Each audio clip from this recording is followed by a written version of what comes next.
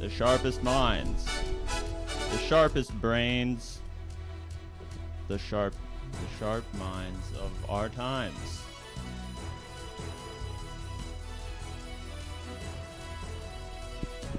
And what is the difference between the brain and the mind? Cartwright.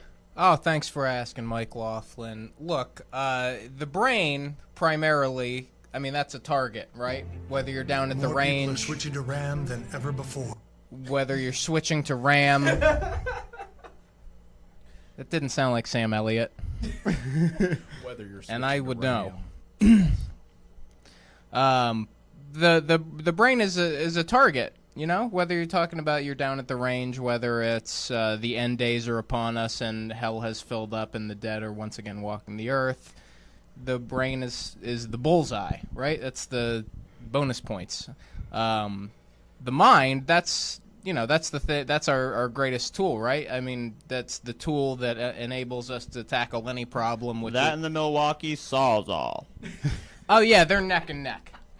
Yeah, it's there's some stiff competition, but you know, as a caveat, who came up with the Milwaukee Sawzall? Somebody's mind. So that's why we have you on this show. Whether you need to saw all, whether you need to come up with a catchy song about a street somewhere, with the clear blue skies and the guy who keeps his fire engine clean because it's a clean machine, or whether you need to interpret the U.S. Constitution, which puts the onus on its populace to regulate the military, which is if you have a working mind, that's how you read the Second Amendment. A well-regulated military, well, armed citizens are what regulate the military. Yeah. Glad we have Renee. And the government. Yeah. Renee. Yeah, sure. I mean, that's citizens that's regulate why the the government. purpose, that's the entire purpose of the amendment, to imbue the citizens with the not only the right but the duty to bear arms up to, including, and in excess of anything that the U.S. military possesses. Eat your heart out, neuroscientists. Glad we have Rene Descartes right here to solve the mind-body problem for us. So. Oh, shit. That was a good play on words. I wish I got the reference. I'll explain it to you after the show. Today we're joined by Cartwright Griggs, Omega Double A. Say hi. Hello. And Alex Hellberg. Hey, everybody. Issue 1. Well, issue 1 really is that I didn't make any chyrons Come on, MikeLaughlin. for this episode, and for that I apologize. Well, your assistant's on maternity leave, right? I mean, don't get me started, but that's right? Right? She's on leave. I don't know. It's not mine. As she should be. Issue 1. Julian Assange. Thursday, the Justice Department announced that federal prosecutors have indicted Julian Assange on 17 counts of violating the Espionage Act. This indictment marks the first time that the Espionage Act has been used to indict a publisher, raising First Amendment concerns and potentially creating precedent for prosecuting journalists who write about national security matters. Is the Justice Department going too far? Omega, I ask you. Not enough. Not far enough? Not far enough. Wow. Because I thought we were like administration that believes in law and order. So, this is just the government putting the law in order. Private citizens' rights, we can think about that later. Is that a joke? Because he's supposed to say that. Oh, it's a joke. It's a joke. I don't believe it. Getting irony kind of voice in overreach. here on Yeah, MikeLaughlin. just being ironic a little bit. But no, but I think they're overreaching with this one. But at the same time, the counts were very excessive. Like they're giving like almost 170 years or something. Yeah. Come on, man. But this precedent had been set from prior administrations, and this is just a culmination of it. With this administration, they're trying to set a tone in this sense that, well, nobody's bigger than the government, basically. I personally do not agree with this, but again, who am I to say anything? Obama's Justice Department. You're Omega Double A. You're the middleman and you're the center of gravity for our entire panel. Just rotating around you. Right, yes. Obama's Justice Department convened a grand jury for this exact case with Julian Assange, but decided not to prosecute. Alex, why do you think? What's the difference now? Why is Trump's Justice Department going after Assange? I mean, it's probably a matter of opportunity more than anything.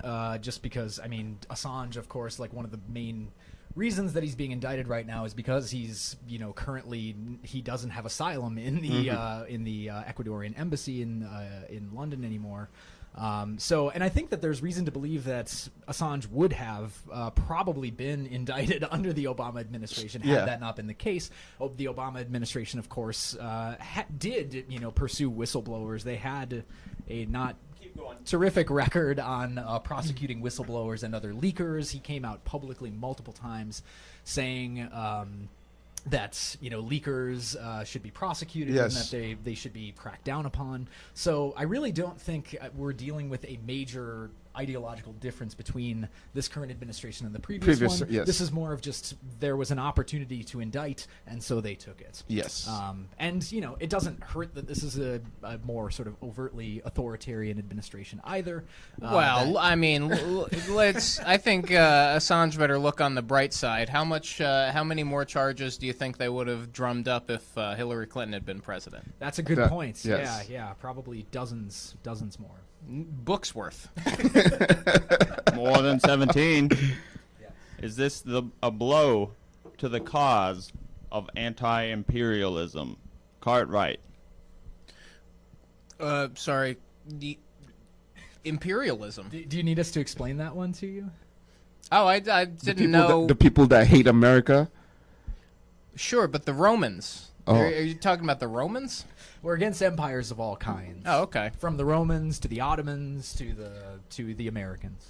I just don't know if you were using the Brits. term ironically or not, MikeLaughlin. That's for you to determine. Well, that's usually the kind of talk we get out of these characters over here. But I mean, it's a blow to the First Amendment, isn't it? Because you can't even cast a light upon things that the deep state is doing without, getting snatched up and run through the ringer of the criminal justice system. I mean, what did he do? He said, hey, we found these emails. Take a look. And, watch Chuck Todd say, choke me daddy to the chairman of Hillary Clinton's campaign. And that's what we saw. But he broke the law. Like those people that once you break the law, you're a criminal. Well, sure. Yeah, no, usually that's how it works. But in this case, I mean, has it even been established where those emails and those wiki-leaked materials came from? Yeah, by breaking in and entering into computers and things like that. Yeah, but Assange doesn't look like he's that good with computers. Who did it? He looks It's a quite mystery. old. Did he just publish? I mean, I figured he just published it because, there's a buck to be made off of getting that kind of traffic, right? Yeah, but it's illegal. Do you not publish it? If you have the I'd publish information, it. right, you not Would you publish Bullet it in and Bullet Barrel? Barrel magazine? I'd put yeah, absolutely. But you go to jail. Hot off the presses. Well, I mean, that's... I've never been treated like a criminal for exercising my First Amendment rights. I wonder why. But That's kind of strange. But Why then, not? but then Yeah. I've never had to hole up in anybody's embassy. So Fair point. Anti-imperialism. Is this a blow to the cause? Alex. Yeah, it's tough to say at this point whether this is a blow to the cause of anti-imperialism. I mean, traditionally the Espionage Act has always been used in its ever since its inception to crack down on the left, from Eugene Debs to The Emma very Goldman. first. Yes, yeah, the very first indictment was the late great Eugene Debs. All the way up to Daniel Ellsberg, who was jailed for I think 100+ years for his Wasn't he pardoned? He may have been. I can't remember exactly. Commuted or something. Commuted, yeah. Okay, But yeah. the point still stands that this is somebody. This has always been used to discipline the left. So Yeah. to the extent that the anti-imperialist movement is a facet of left-wing politics, and to the extent that it also runs up against the foreign policy blob status quo in Washington, I think it's setting a dangerous precedent that could be used to discipline the anti-imperialist movement further. Or even on lesser terms, the anti-war movement. Precisely. Yeah, absolutely. Yeah, So especially- Eugene Debs was jailed for speaking out against World War I. That's right. That's exactly right.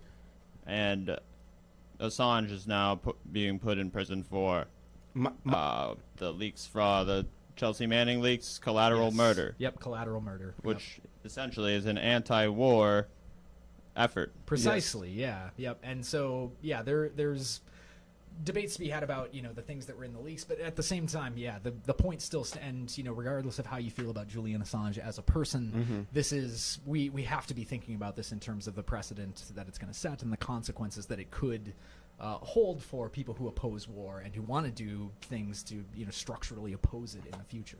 Yes, and also this is gonna be a bad take for transparency in government, because from our point of view, when this had happened the first time, when he was making these releases or publishing all this information during the Bush administration, everything was tight knit. Under the Obama administration, it was supposed to be a move away from that, where the people are supposed to be holding their own government accountable. Now it's strongly entrenched, obviously, at the fact that the government does not want to be telling you what's real or not. My current AG, William Barr, goes as far as even creating shit up. Whoops, maybe I shouldn't have used that word. Making no, things you up. Making shit up. Yes, and claiming, what's true or not. And now it's gonna be more muddier for future generation in these terms. If you believe in any form of transparency in your government, this should be very problematic. Yes. Yes. He's the DAG. He's the District Attorney General, and he's obviously prosecuting this as such. Yeah. Setting the bar low, Yeah, to pun. yeah, I totally got that. You write better jokes. Let's just rope it off and come back and clean it up after the show. Are there any other problems with the Espionage Act that we can think of? Well, it typically doesn't cover private espionage from upon other citizens, does it? It's just upon Good the point. government itself. Have you ever been a victim of espionage, Cartwright? You bet your ass I have. Yeah. What I mean, happened? have you ever gotten an email from someone who said they were in sincere need, and if only you would help them out on a one-time basis, you would inherit not the entirety of, but a decent portion of Muammar Gaddafi's Are you talking about the Nigerian late scam? the late Muammar This is the Gaddafi's fortune. 419 scam. No, Gaddafi was what, Libya? Libya, yeah. Libya. Okay. So no, where this is a completely different situation that I feel bears no resemblance to what you're touching on. Omega, you should know the difference between a Libyan prince and a Nigerian prince. But I thought that was the whole shtick about the If we can't rely on the globalists to point out the difference between Nigeria and Libya, we got to do all the heavy that's lifting scam. around here. It could be any form of prince. That's right. He doesn't have to be a Nigerian prince. funny enough, Well, it's yeah, actually okay. Russians that do the most scam in the world. Look, my Yeah, point that's exactly. right. My point Nowadays. exactly. The Russian It's a business network. scam. You and our local newsmen say it's a scam, but if you were doing this to the federal government or even state government, it would be espionage. Yes. You're gonna tell me no one has ever gotten that money? Not that All- I've heard from. All I know is that it ain't me. All right, and it's, poof. There's litigation pending, so I can't really say. Next issue. Next Chiron-less issue. What a shitty episode. No Chirons. Issue 2. Theresa May resigns as the leader of the Tories. Friday, UK Prime Minister Theresa May addressed reporters in front of 10 Downing Street, announcing her resignation from her party's leadership effective June 7th. In the following week, the Conservative Party will choose a new leader who will likely take a more hardline approach to leaving the EU. What does this mean for Brexit? Omega, I ask you. Well, I'm glad that Theresa May lost, but at the same time, it doesn't help that we're still gonna end up like with probably with a coalition that ends up having Boris Johnson as he's just Donald Trump, but with a British accent. And rides a bike. And knows how to ride a bike. Donald Trump on a bike. Oh, please don't put that No, in my But head. he's very politically savvy, being that he's been, I'm pretty sure he was mayor of London, and he's politically savvy.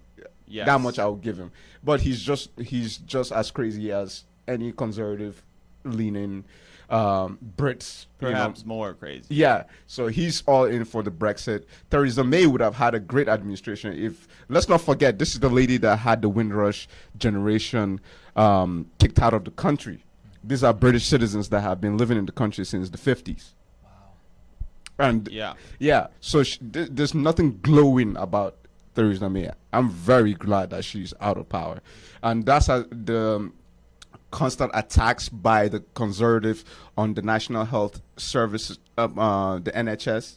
So the same thing that we're trying to do here in America, that the one that all conservative leaning left and right politicians are against universal health care. They're constantly attacking that, and that's basically the same thing that they're doing here in America, trying to prevent it from happening. But just giving services, health services to everybody. If you have some sort of problem, you go to the doctor, you're not gonna show an insurance or blah blah blah, you're gonna be taken care of, and everything is gonna be free basically. But if you believe in the free markets, as they claim they are, what do you call it? The expensive market. Yeah, it's gonna be expensive. Some people are always gonna be off it. There's somebody that basically somebody would die because they can't afford care. But anyways, People who don't know how to spend a paycheck wisely. exactly, yeah. You can put pennies of your paycheck away, still save.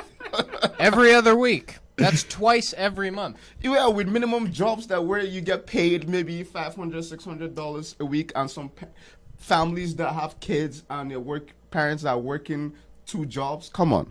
Sure. Yeah, I've exactly the boat that we've all been in, and we've all worked our way up to being live in Washington, talking about these issues on globally syndicated MikeLaughlin's show. Right. Yeah. So anyway, Thank you, Jeff Bezos, for giving me this opportunity. yeah. Sure. Sorry for digressing. Hey, you saw that photo of his office from 1995? Oh, I must have missed it. in front of the garage. No, in his office with the desk and it looked like a regular office. It was very inspiring. He's human too. Yeah, precisely. I'm not sure if I'm convinced of that fact quite yet. The photo of him eating an iguana, I think, was I don't know. There was something very just, I don't Didn't know. Crocodile Dundee do that? I guess, yeah. I Case don't know. closed. Iguana is a popular meal in Central America True. That's creepy. and in South America. And in Australia, America? Austro-America. Don't they call it iguana? Goanna, yeah. That's right. Which is spelled the same. It's just they're Australian. That's how it sounds.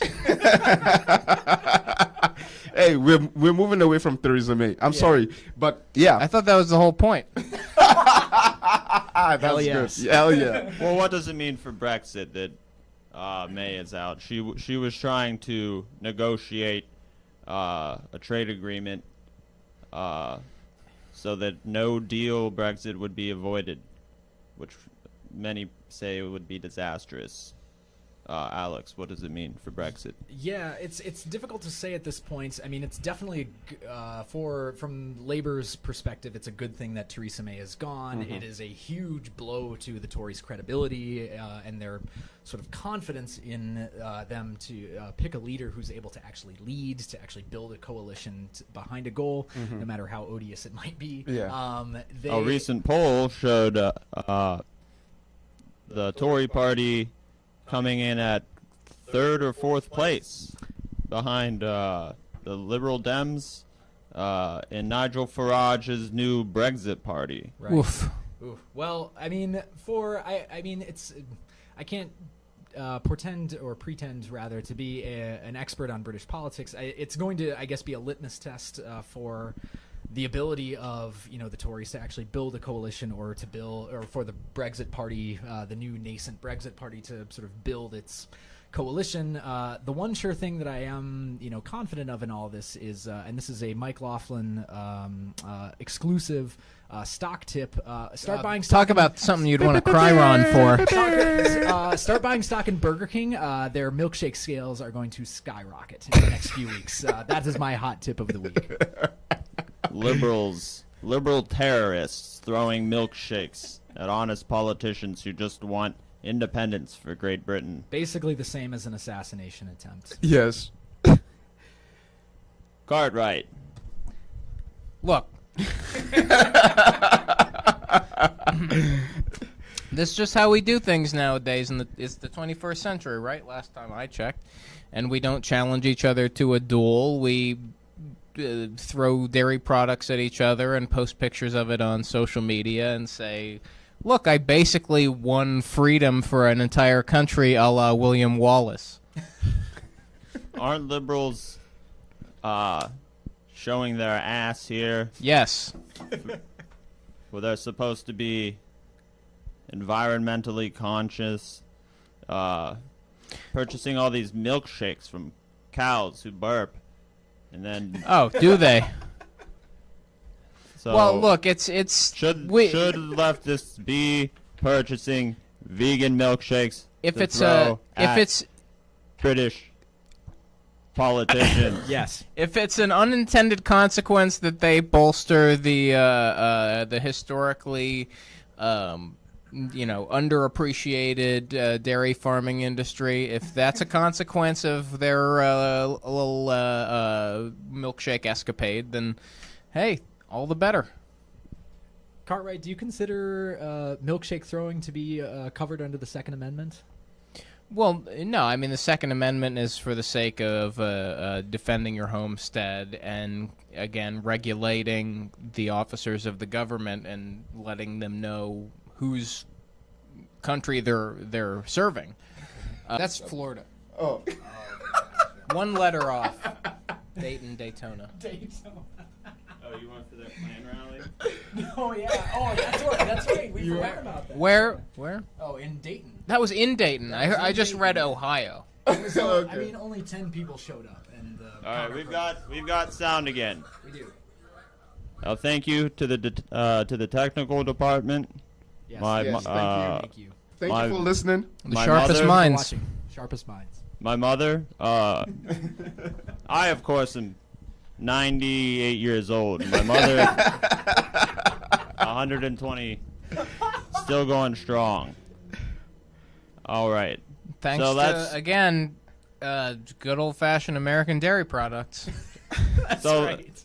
So let's continue to talk about Theresa May's resignation. So does this bode well for the UK left? Alex, I'll let you take that one. Sure. I mean, It largely depends on, again, the I actually don't. When is the next sort of like an election for different MPs across the UK? Well, I'm not well versed with the timetable right now, but what I do know, because of her resignation, they're doing the leadership coalition this week. Yes, yeah, so that's it's right. after this week that maybe if they get a prime minister, then they'll set a date for like a general election. But the deadline for the EU is October 21st or something. 31st, Halloween. Yeah. Spooky. Yeah. Will there be a Brexit? Well, they're not. Exactly. So now, basically, the new PM is gonna have to figure that out in the next few months, basically. Right. Yeah. So I mean, in that sense, it could potentially. It depends largely on the ability of the Conservatives to form that coalition, to actually form a strong coalition that's going to support what their policies are going to be. Right now, the left is still in some sense on the defensive, but it again, the confidence in the Tories and the right in the UK is probably shaken, I would imagine, amongst the populace. So we're in Yes. agreement. The left is not going to be able to do the heavy lifting. They're going to lie back in the bushes until somebody else from the Tories takes the reins again, and then they can resume the regularly scheduled scrutiny. That actually seems like Labour's Position. current Yeah. position. No, and what, what are you the- surprised I was right about that? Yeah, and when the current Tory coalition, it's the Conservatives and the Irish far right. Right. Yes. That's The right. DUP. Yeah. And that's why the UKIP has been formed. UKIP, which was Nigel Farage, the one that created the new Brexit party. Yes. So he had that coalition with them in the first place before he took a sabbatical 2 years ago. Now, Nigel Farage, any blood relation to Robin Leach from Lifestyles of the Rich and Famous, or does he just sound exactly like him? I think that's just how all British people sound. Oh, I thought it was regional, because like some of them, like John Cleese, is a lot more nasal. Right. Yeah, it's the region of England. There's the nasal region and nasal region. the more throat warbly region. Right. Yes, the gravy region. Is that where the term gravy train came from? It's a path across that region? It's a Victorian era term, yes. Yeah. Great train. So how does this bode for the UK right? Is it going to be a shift from the center right to the far right? The recent poll that showed the Brexit Party on top of the polls, even outpolling Labour, outpolling the Liberal Dems and the Tories. Will we see a more rightward shift? Some fatigue about Brexit from the voters? Well, I mean, you can't listen to the polls most of the time. It depends who conducts them. I know how Bullet and Barrel conducts their empirically founded polling research, but if you talk about Reuters and what are the major polling companies? It's usually very a couple of weeks behind the curve.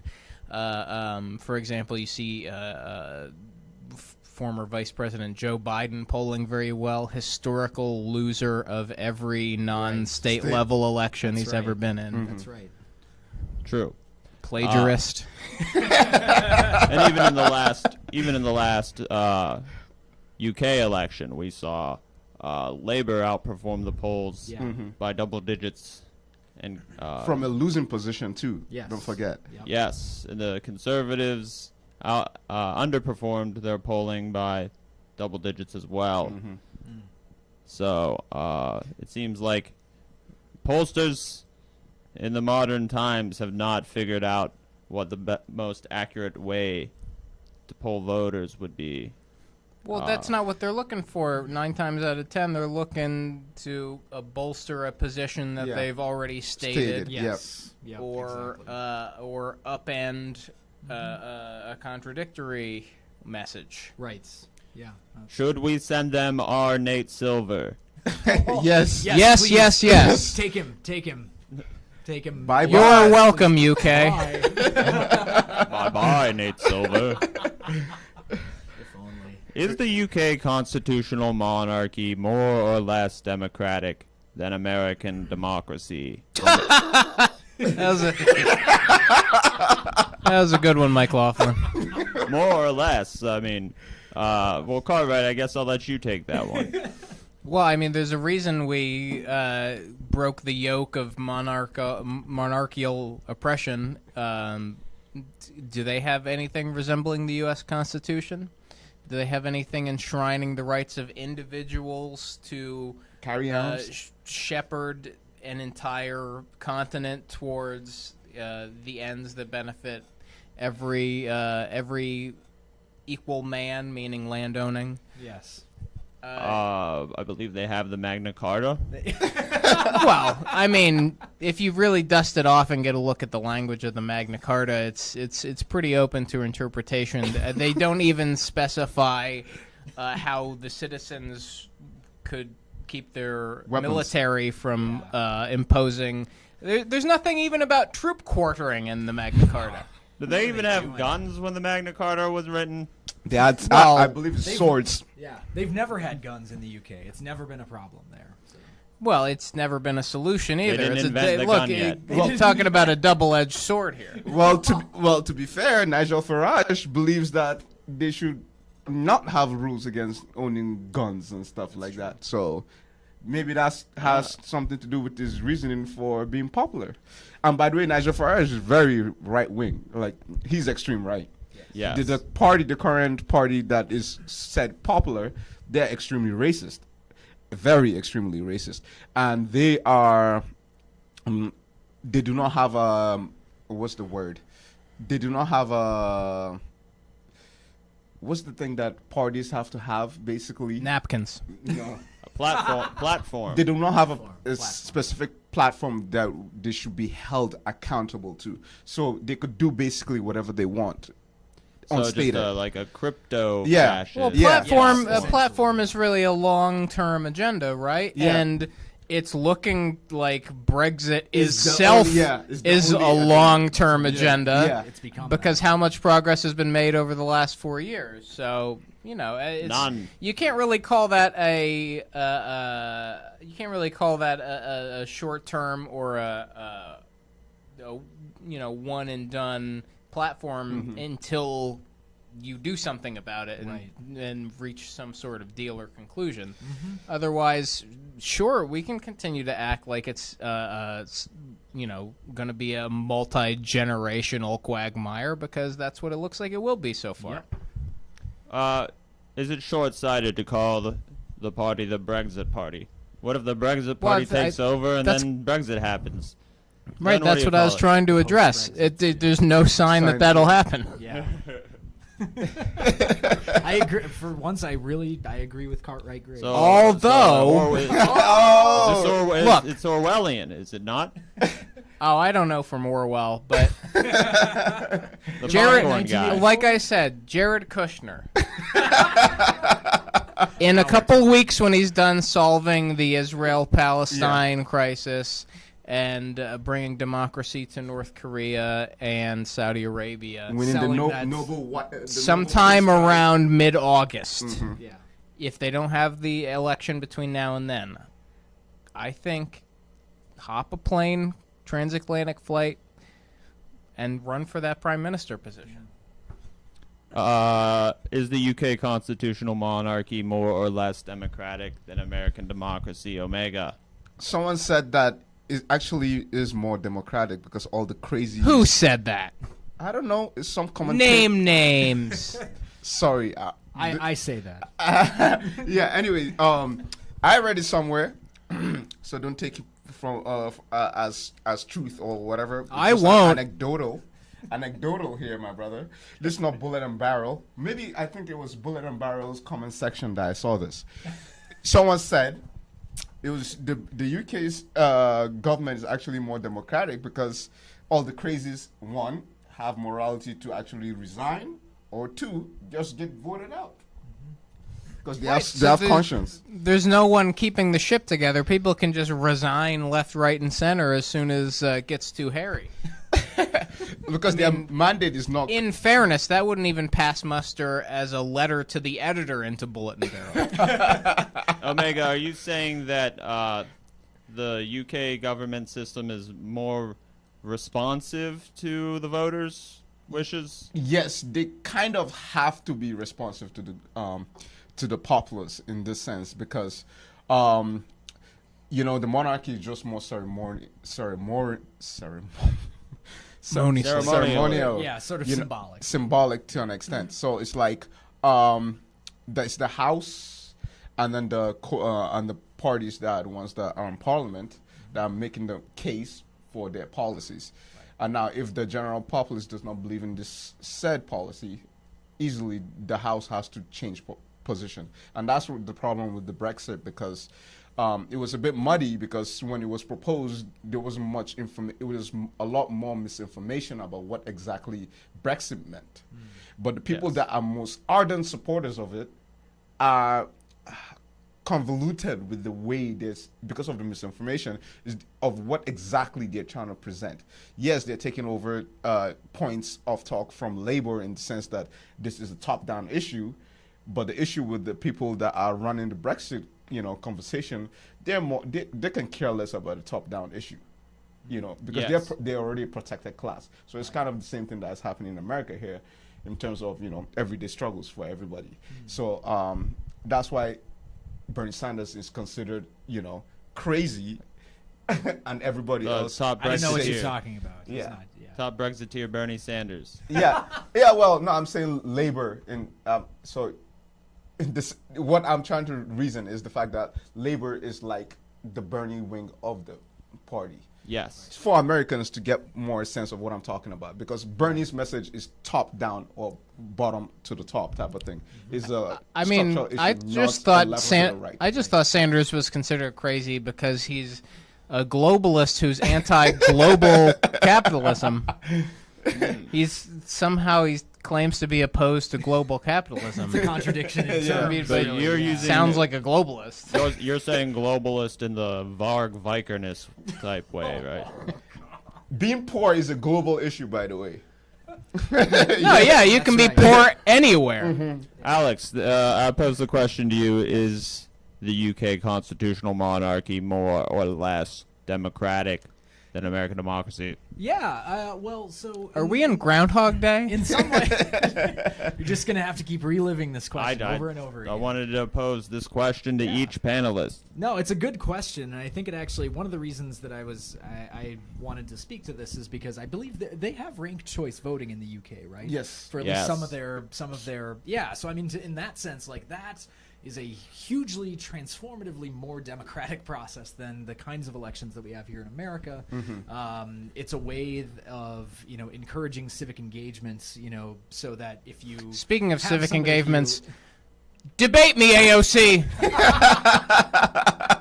don't do it. Don't do it, AOC. It's back to you, Alex. Thank you, Cartwright. So that in itself is a much more sort of revolutionary way that we could have a more civically engaged democracy here in the U.S. if we And ranked choice voting means that You have referendums. in yes, this sense. yeah. you have a essentially. first choice, a second choice, a third choice. If your first choice doesn't win, your vote goes to your to the second choice. Yep, precisely. Yes. Or some other. And everyone on the situation. ballot gets a participation trophy. That's Yeah, right. yeah. Yeah. It's the perfect liberal fantasy. It eliminates the concept of the spoiler. Yeah. Yeah, essentially it does. Yeah, and so I think that would, if we had something like that in America, it would probably be a really good way to turn out people who would otherwise be turned off by the prospect of voting for one or the other candidate who, in some cases, don't feel all that different. So, They have it in Maine. yes, yeah, they do have it in Maine. They have it in, shout out to Minneapolis, Minnesota, one of my home locality. Whoop, They whoop. have it there too.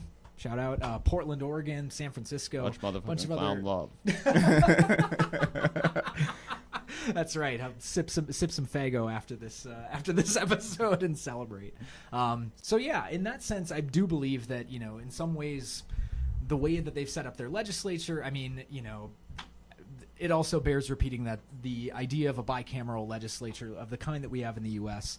is extremely ridiculously undemocratic, particularly the Senate.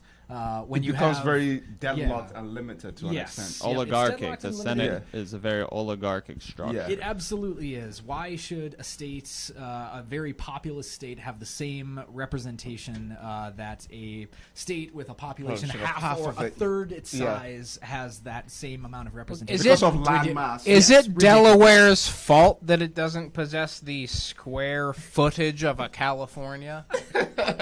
I think Montana in this case. Yeah, But Montana, Wyoming, Yeah. Of a Nebraska. Wyoming? Nebraska, yes. Idaho. Tell that to the hardworking people in Delaware.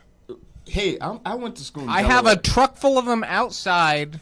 I will bring them in during the break. You bust them in?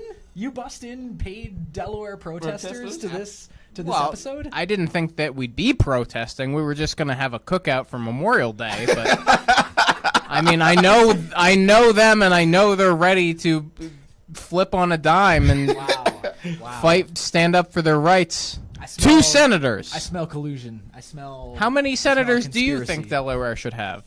None. 0.75 of them? Yes. Yes. All right. Well, I think currently they have 2, right? They do. they do have 2. And you just try taking one of them away. It's going to be a tug of war all up in here. DC statehood. DC statehood. statehood. 2 Puerto- more senators. Puerto Rican Puerto statehood. Rican statehood. Puerto Yeah. But Rico. honestly, at the end of the What, day, 52 states? Who's going to take that seriously? This is and I the, think uh, DC Comics already has that number copyrighted. There are 53 nations on the African continent. Africa is just not one country. statehood. Right. Well, it's when it becomes one country, they'll probably have to. 53, you said? Yeah. They're going to have to pick 3 to take a hike. Maybe the islands, because Madagascar. who's going to take something seriously if it's not a multiple of 10? Or we could avoid this whole morass by just abolishing the Senate. There we go. That would be dictatorial. Were you miming a mic drop while you Yeah. continued to hold the mic in the same hand? I did. I didn't want to damage these are nice mics. I didn't Yeah. want to. I didn't want to hurt it at all. Sure, I have- SM58s. They're very durable, though. Yes. Yeah. I have respect for Mike Laughlin. Back to the question of is the UK constitutional monarchy more or less American? One thing we didn't mention. Democratic. American Democratic. They're interchangeable. American interchangeable. One thing we didn't mention: the Prime Minister's question time. Perhaps the most democratic Yes. Yes. thing about the UK government. Absolutely. The Prime Minister has to answer 8 questions from the opposition leader and then from all the other parties. And everyone gets to see it. Yep. Yep. Live broadcast every day. Every day that she comes into the floor, she gets asked questions. No, well, every week. Okay, well, every week. Yeah. Well, to be fair, the Obama administration kind of had the same thing when he was in power. What was He that? would Was fly to that the just, UK every week and answer their questions. No, he had it like every weekly press conference. Unless he was away, he had a Secretary of State that would come and answer the questions. I forget. He used to do it weekly. That's all I I don't remember yes. any particularly pressing or challenging questions posed to Mr. Obama. Yeah, obviously, because we're in America. It was a very selected a group that was. the only group that was allowed barred was to like ask. Breitbart and Fox News, I think.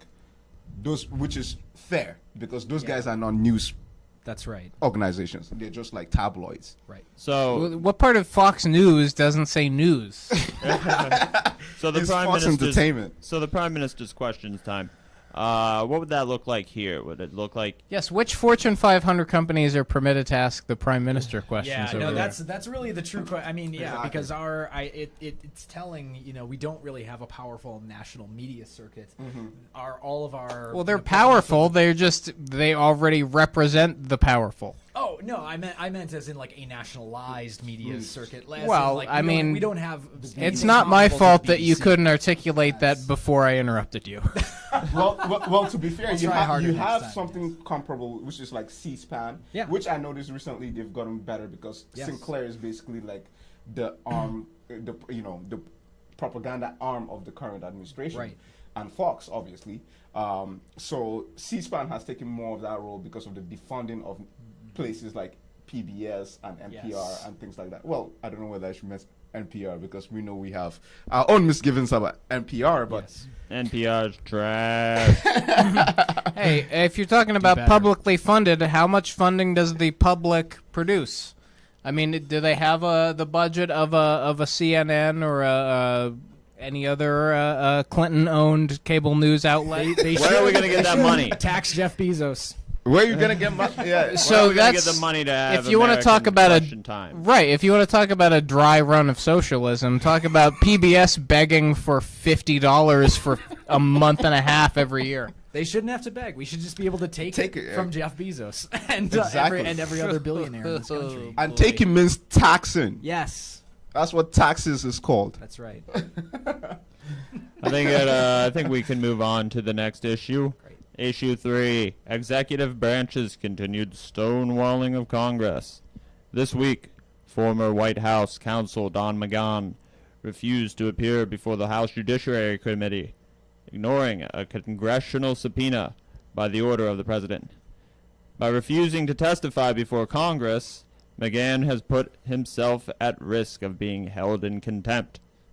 Friday, in a separate issue, the White House notified Congress that they would be using emergency powers to circumvent congressional review to push through a $7 billion arms deal to the Kingdom of Saudi Arabia, citing supposed threats from Iran. Can the administration keep ignoring Congress? Alex. Yes, and Yes. they will. Yes. and they will. Yes. We should stop pretending that this is an administration and its epigones that are going to abide by any sort of rule of law. They will find any out that they can. They're basically, I mean, they found a way to slither out of basically every obligation, quote unquote, that they have been held to account for, from Trump's tax returns all the way up to what we're currently seeing with the obstruction of justice charges. And so they found a way to slip out of it every time. They'll find another. Our system is written in such a way that it allows for things like this to happen, and we don't have methods of accountability. They're going to. Well, you just said actually they're hold these people to they're flouting the rule of law, and then you Yeah. said the rule of law is allowing them to do this. Yes. Yeah. No. Exactly. Well. And I think also, you just said abolish Congress, the Senate. yes, I believe all these things, and I don't think that they are inconsistent. The rule of law, or the law as it currently stands, is written in such a way that I think people's imagination of the rule of law is a lot more nuanced and complicated and easy to slip through than most people would imagine. So, if, for example, you have lawyers who are able to find loopholes in having to, Which is half of being Congress. subpoenaed. Let's not forget they're Yes. all lawyers. Yes. Yep. Exactly. Right, so they have the numbers game working for them, and they still can't pin something down that says But they're all you have to. No, please go on, because they're all of the in same convin- protected class, so That's exactly it will be right. far easier for them to all have that number games going for them because they're all trying to protect their own interests. Yes. And that's why Bernie Sanders is such a problematic figure because he's Among anti other that. things. He's Yes. like anti everything they believe. Yes. And that's why he's seen or proposed as the crazy one. But everybody else in the country was like, yo, this is what we think, like exactly what he's saying. well, sure, that and As the a fact. Washington insider, I think that I don't understand what Bernie's saying, but Cartwright. Oh no, he's saying,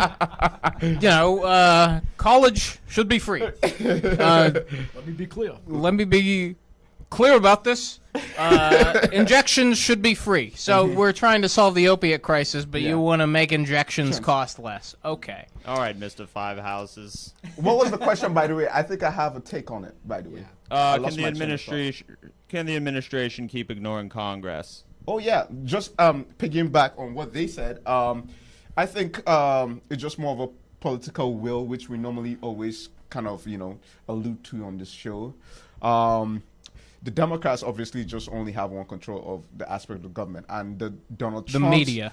And Donald Trump's rise to power was more into the crazy, don't tread on my what's they're saying? Don't tread on me. Don't tread on me. Right. No step on snack. No step on snack. That extreme right aspect of the party move. What's the name? The guys that rose up in 2012 and The Tea Party. The Tea Party. So it was more those hardline takes of the government has to be limited and small, and which generally Republicans are okay with, as long as you don't say the crazy part out loud. Right. But Donald Trump broke that wall now. He says the crazy part out loud and the unsaid crazy part out loud. And he believes in the small government. Right now, I still believe there are a lot of positions in the current administration that are unfilled. So it's far easier to have stronger personalities. All right, so he's putting his money where his mouth is. He's leaving positions unfilled, thereby ensmalling the government. Yes, he's literally shrinking the consolidating government. his power. So, and he only has Yes. trusted aides in certain positions. So people like Mike Pompeo and Abrams, it's far easier for them to drum up the war powers. Yeah, their emergency powers. Yeah, exactly. Yeah, You know, and things like that. Yep. And they're easily far more politically savvier than he is. Let's not get it twisted. Donald Trump is a very stupid man. Like Yes. definition of an idiot. Yes. But what they call he's the president. He just has those powers. But if we're talking in political terms, the people that are running the House are people like Michael Pompeo and Abrams, and I don't think they've changed their color. They're all gonna be in for the industrial, complex. I mean, we had Michael Pompeo talking about how there's so much wealth of oil in the North Pole. Like, we can't wait. He was so giddy about how he's gonna destroy the ecological system in the next 10, 15 years. Like that, Yeah. it was like new colonialism again. Like, he was so excited for like these companies to just come and start digging up oils and shit in the North Pole. Like, come on, man. Like, No, I'm 98 years old, so I don't care about that stuff. so does he? He doesn't care about as long as he gets that money in his bank account. That's right. Oh, MikeLaughlin's seen more wills drilled in his lifetime than all the other lifetimes up to that point combined, right, Mike? In the past 20 years, I've seen more than... Yes, you're right about that. Should the, I mean, I know you told me about some guy 115 years ago who was really off-puttingly intense and talking about when it comes down to it, and about how he was the only one that was going to be pulling oil out of the ground, and something about his son who couldn't hear, right? I believe he also had an opinion on milkshakes. Yeah, we're too, gonna if I'm go not back to mistaken. milkshakes. We're bringing back to Oh, he milkshakes. was he was ahead of his time with regards to the socio-economical impact of brandishing a milkshake, for sure. Certainly. that was Amen a very on good that. movie. I love that movie. movie. Yeah. No, this is real. Oh, yeah, the guy with the deaf ear. Yeah. And his dad was a oil baron. Yes. Yeah, I'm Yeah, trying to yeah. remember the Will name. there Baron. be milkshakes?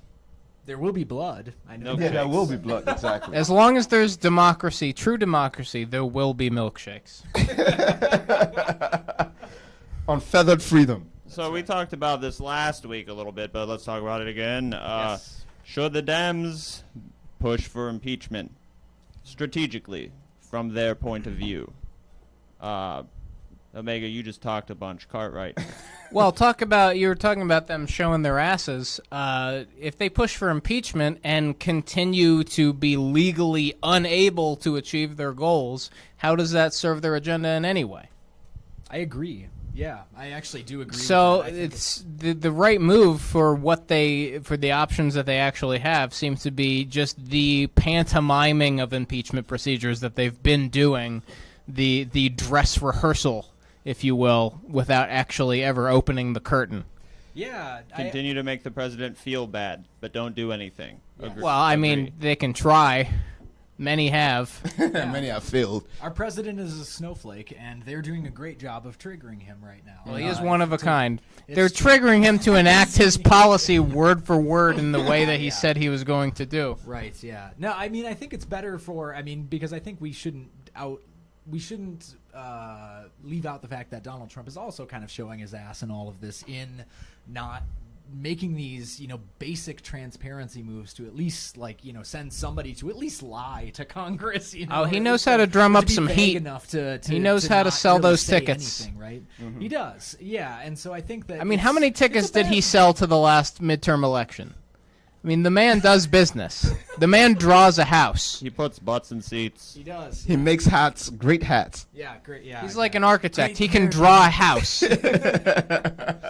So I think but I think it's still, it probably bodes ill for anyone who, anyone with, half of a political sensibility can see that he's obviously flouting these, what would otherwise be things that any other politician would at least, in some ways follow through with, even if they were just going to show up to a congressional hearing and just be vague enough to not say anything. Like he's openly bucking them, and in some ways that may appeal to his base, but I don't really think his base is as big as, or really like as. I think that a lot of people can see that this is a pretty big miscalculation, and it's kind of a misstep, I think. Well, we'll see who jumps to the deep state's aid aside from the media. Right. Is Trump kind of making our government system look like just bullshit? Yes. Yes. And he has God bless him for he has finally successfully done this for the past 3 years. Right. We all had kind of an eroding trust, I think, in the system for a long time, and this has kind of solidified and validated a lot of our fears about that. And one thing I love about that fact also, not that I'm happy that the government can't, it's just like, even when, obviously you guys know I'm an immigrant to the United States of America, but I kind of had that feeling when I was in college and I was in the classroom. I could feel and sense this mood and feeling, but at the same time it has more become reality now, in the sense that people generally have distrust with both parties, right? And the class in power are strongly entrenched. They basically don't care what the average person thinks. And that's why we have it as polarized as it is. And which is funny when you listen to people like Nancy Pelosi. She's always like, oh my God, what's going on? I don't get it. What do you mean you don't get it? It's because you're not listening. And like, even what's her name, Hillary Clinton, they were asking her in one of those their talks, and they were asking her about what she would give as an advice to people that are running this year. Do you know what she said? What did she say? Basically what she did last time. Like, oh, you should not get on Putin. She's making jokes. You shouldn't get on blah, blah, Putin's bad side. And I forget the second thing that she mentioned. It was like tone deaf. Yes. Very tone deaf. Yeah. Like, she still hasn't realized the reason why she lost. She has not thought about what she's done wrong. Right. She's just going on because she has power. She'd rather blame the voters. And she has money, so this does not bother her. So that's why, because her sycophants were articulated this myth that somehow Vladimir Putin cost her the election that was her birthright or whatever, right? See, that's why people like, what's his name? Khaleesi. Better Rook. He's basically like her, but he's just like Khaleesi, also known war criminal. Just have to put that out. War criminal. You seem disappointed with Khaleesi's actions. I mean, I don't actually watch Game of Thrones. I just thought it was I thought it was funny. Somebody posted on Twitter that the coloring book that they made of Hillary Clinton riding a dragon as Daenerys Targaryen, and now it just kind of, I don't know. I think there were probably some leftists in the GOT writing room who wanted to make a statement, I think, at the end of the season. So yeah, we saw King's Landing was burned. We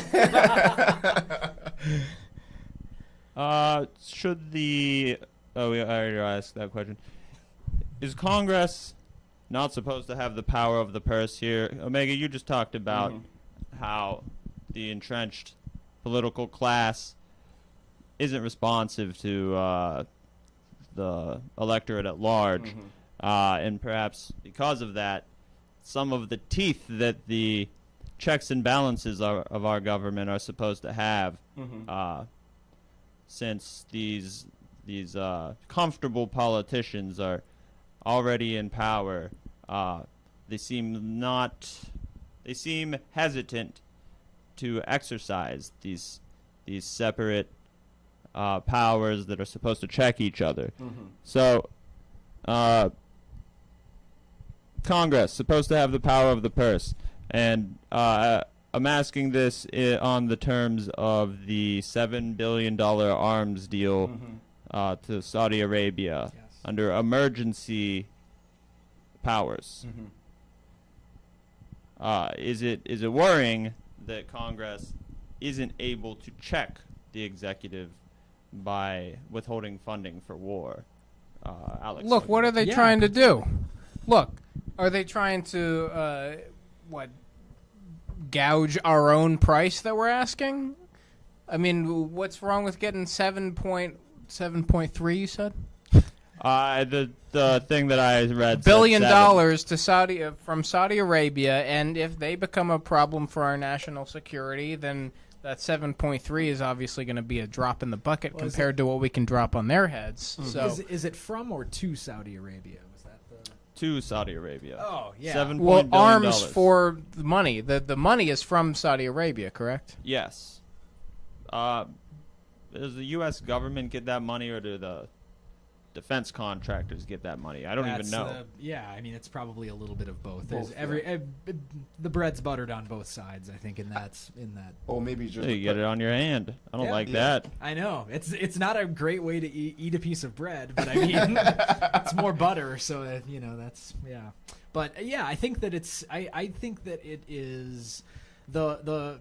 We should be having a conversation about the context in which emergency powers are invoked, because I mean this is one of the biggest issues with having the sort of unitary executive model that was really strengthened during the Bush 2 years, and we're now seeing exactly like what the really serious ramifications of that really are, which is that you have a president who can, if they know the right kinds of loopholes to exploit, can basically do whatever the hell they want and can use things like, emergency powers.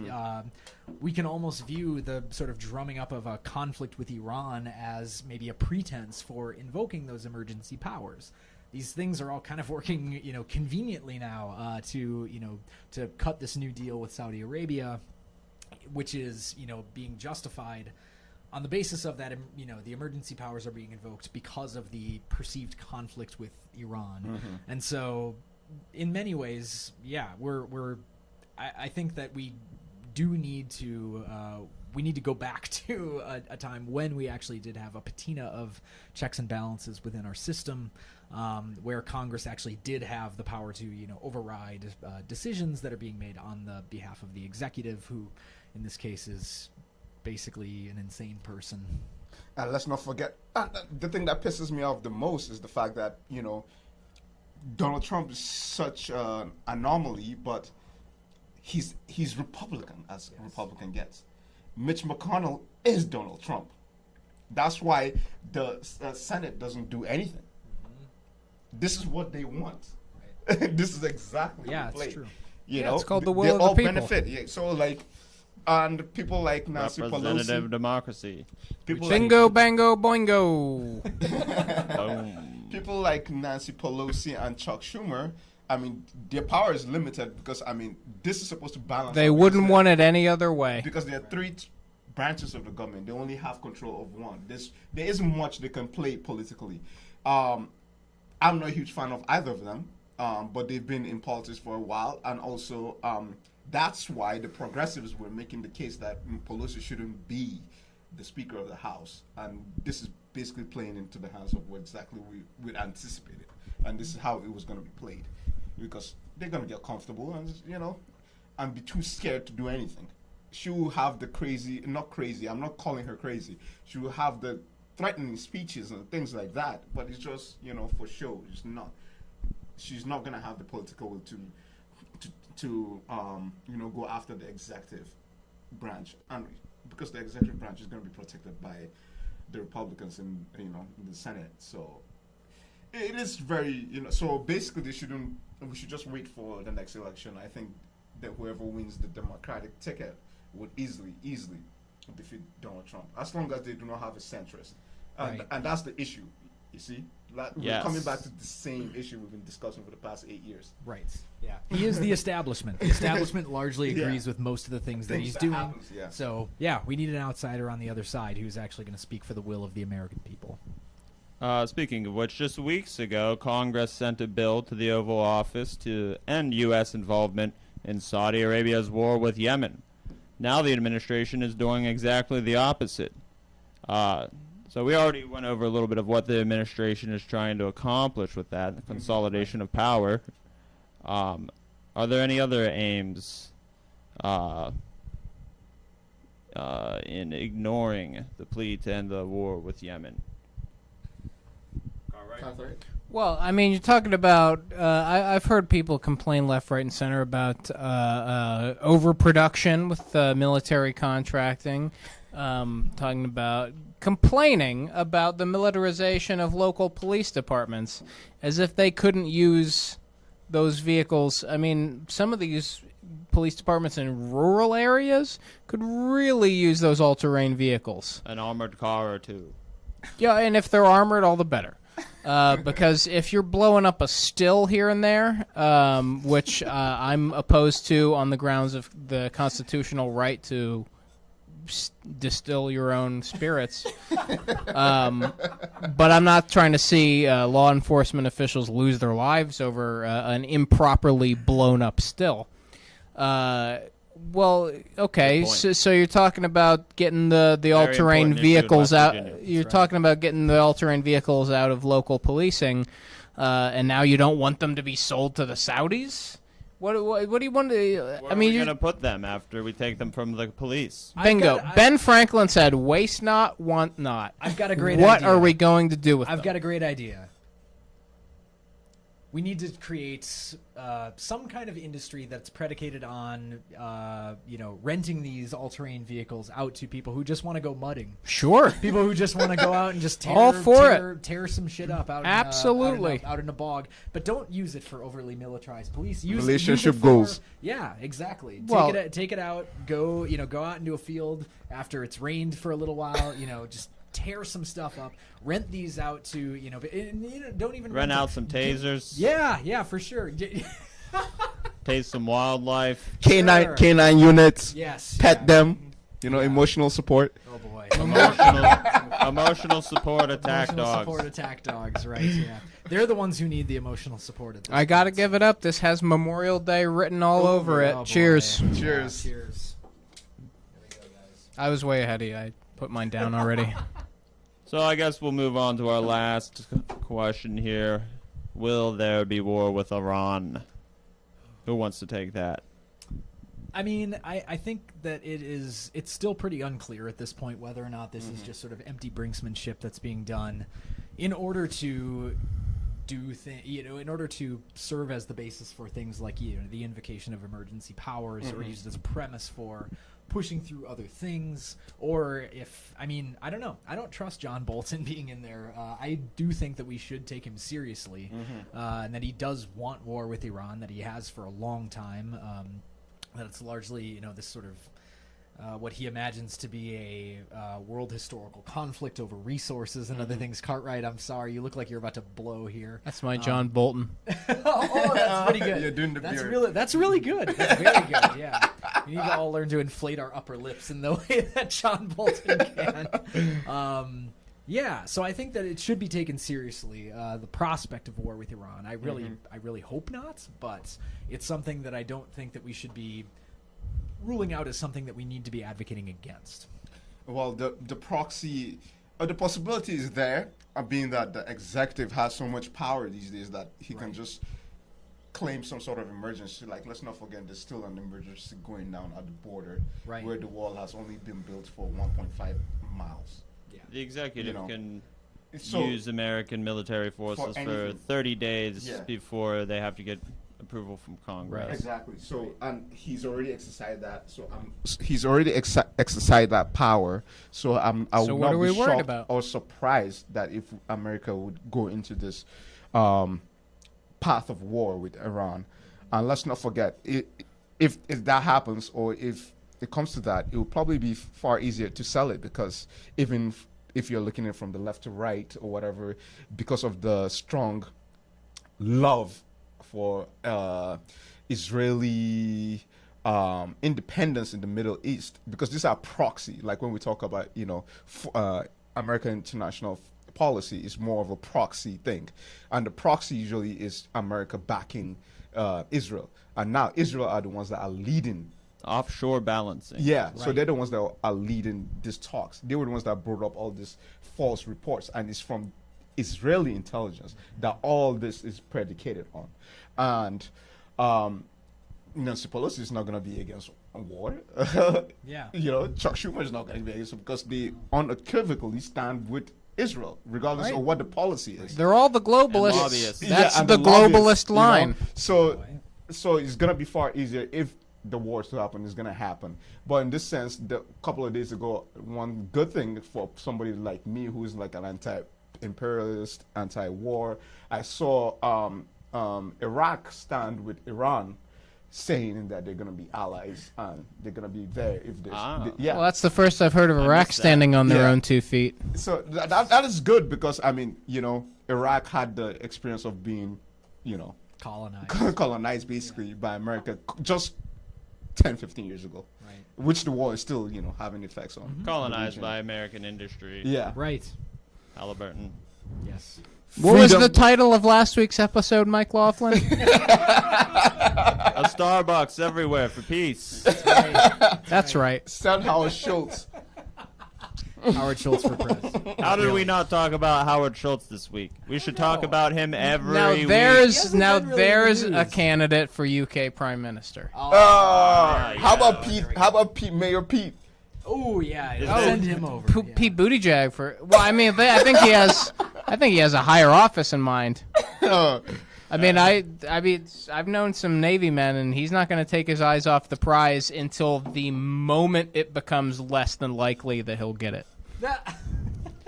As if that hasn't already happened. Isn't he like a 1% or something? Well, I think he's got an entourage that's still giving him very positive feedback about these town halls. Yeah, because they're getting paid good millions. Like, who wouldn't be gassing him up? Even if they told me to work for him, I would straight up work for him and gas him up. No, I'm not gonna getting that money. Yeah, of course, Right. So I'm not gonna betray my man's nose. Does the UK?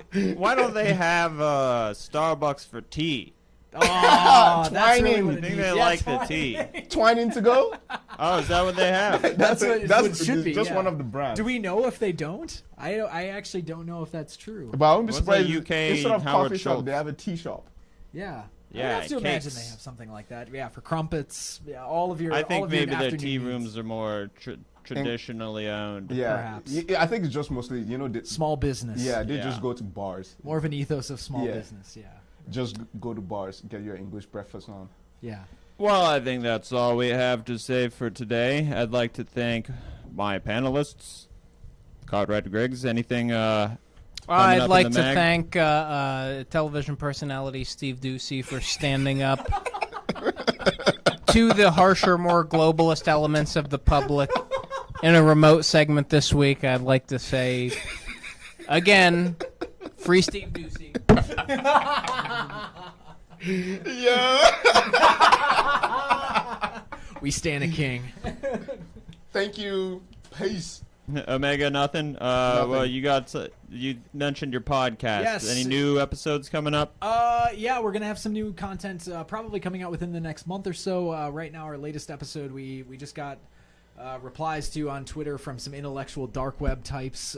So you can go check that out. It's been generating some controversy, but I think we You're welcome. We spanked him. Yeah, thank you, Cartwright, for sticking the intellectual dark web on us. No press is bad press, right? That's right. That's exactly right. That's the motto. So anyway, the podcast again is Reverb. It's a podcast about politics, culture, and language in action. You can find us at www.reverbcast.com. Notice how action comes last. Or on Twitter at reverb_cast. That's REVERB_CAST. Thank you. Listen to that. You can tell what liberals are talking about. Who cares? That's right. Yeah. Bye-bye. Bye. Bye-bye.